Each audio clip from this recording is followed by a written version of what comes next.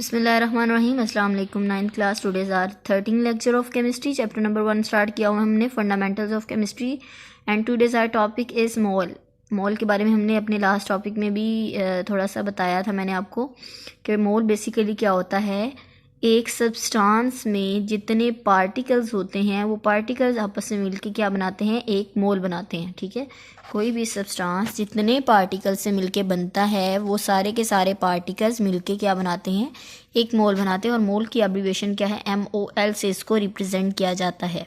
ठीक है, और अगर इसकी क्वांटिटेटिव देखें तो क्वांटिटेटिव में ये है कि फॉर एग्जांपल आप कोई भी एग्जांपल देखें कि आपके पास हमने बल्कि आप लोगों ने तो ये किया नहीं है, लेकिन अगर हम लोग देखें एटॉमिक नंबर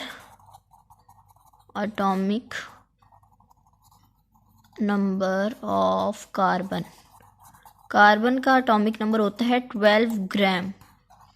ये जो 12 ग्राम है एक एटम के जो एटॉमिक नंबर है उसको अगर हम लोग ग्राम्स में जाहिर करें तो वो किसके इक्वल होता है, 1 मोल के। इसी तरह अगर हम लोग वाटर की बात कर लें एक मॉलिक्यूल के, ये मैंने आपको एटम की बात बताई, किसकी बात बताई है, एटम की।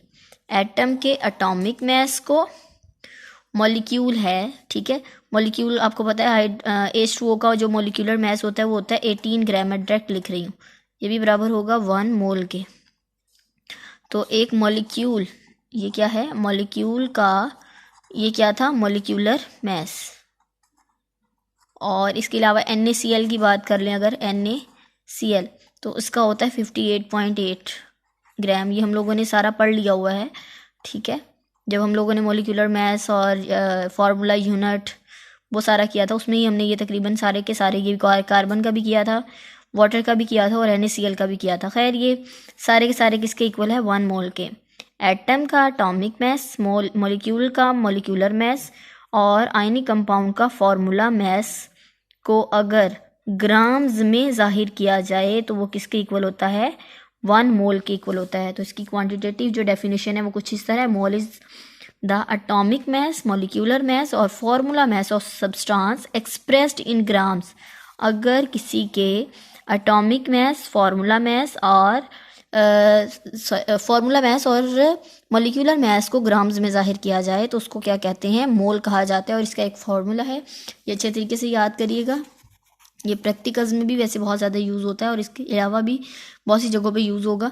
Number of moles find out करने के लिए पूछा जाता है। नंबर ऑफ़ मोल्स तब हम लोग फाइंड आउट कर सकते हैं when we know about the mass of a substance, जब हमें किसी भी सब्सटेंस का मास पता हो और मॉलिक्यूलर मास पता हो। मॉलिक्यूलर मास तो हम लोग इजीली निकाल सकते हैं, अगर आपको मॉलिक्यूलर मास निकालना आता है तो आप लोग molecular mass easily molar mass लिख सकते हैं।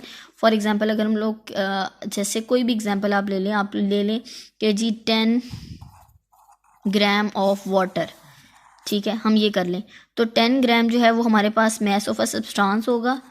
मॉलिक्यूलर मास, मोलर मास आपको निकालना आता है जो कि मैंने यहाँ पे वैसे निकाला हुआ। अगर इसका मैं निकाल के भी दिखाऊं तो हाइड्रोजन का होता है 2, एक का हाइड्रोजन का 1 होता है बिकॉज यहाँ पे 2 है तो मैंने यहाँ पे 2 लिख दिया, प्लस 16 होता है इसका ऑक्सीजन का। तो टोटल क्या आ गया, 18 ग्राम। तो नीचे क्या आ जाएगा, 18। तो अगर आप इन दोनों को डिवाइड करेंगे तो जो आंसर हमारे पास यहाँ पर आएगा वो क्या होगा, नंबर ऑफ मोल्स। ठीक है, नंबर ऑफ मोल्स को फाइंड आउट करने के लिए हम लोग ये निकाल सकते हैं। इसके अलावा अगर आपको नंबर ऑफ मोल्स पता है, मोलर मास पता है तो आप लोग मास, अगर आपको 2 चीज़ें फाइंड आउट हैं तो आप एक चीज़ का जो की वैल्यू जो है वो इजीली निकाल सकते हैं। इसके अलावा अगर फॉर एग्जांपल आप कहेंगे जी आपको नॉन मास भी पता है और मोल्स भी पता है और मोलर मास नहीं पता, तो आप इन दोनों को अगर हम लोग इसको इधर आके डिवाइड करें तो हम मोलर मास भी निकाल सकते हैं। अगेन देखिए मोल क्या होता है, मोल बेसिकली किसी भी सब्सटेंस में टोटल पार्टिकल्स की तादाद को मोल कहा जाता है। इसके अलावा जो इसकी क्वांटिटेटिव है वो कुछ इस तरह से है, किसी भी एटम का एटॉमिक मास, मॉलिक्यूल का मॉलिक्यूलर मास, आयनिक कंपाउंड का फार्मूला मास को अगर ग्राम्स में जाहिर करें तो वो मोल के इक्वल होता है। और मोल का जो फार्मूला होता है वो बेसिकली क्या है, नंबर ऑफ मोल्स जो है वो बराबर होते हैं नॉन मास मतलब दिया गया मास बटा molar mass of a substance. Okay जी, wish you best of luck, अल्लाह हाफिज़।